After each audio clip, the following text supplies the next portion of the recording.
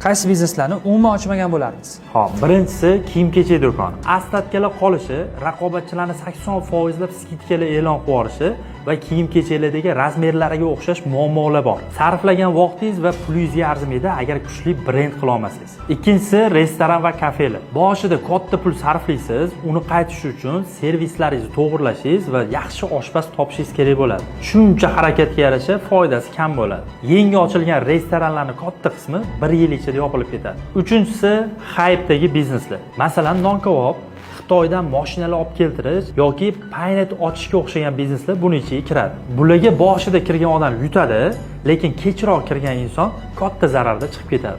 Biznesning oxiri insonga xotirjamlik olib kelish kerak deb o'ylayman. Ko'p biznesmen, tadbirkor shogirdlarimga har doim topayotgan pulidan hozir investitsiya qilib yurish kerakligini tushuntirib o'taman. Agar hozir topayotgan pulidan investitsiya qilib borsa, ular shu biznesini oxirida xotirjamlikka erishadi. Bu video tadbirkor biznesmenlarga manfaatli bo'lar ekan, ulashib qo'yish kerak ekan. Albatta.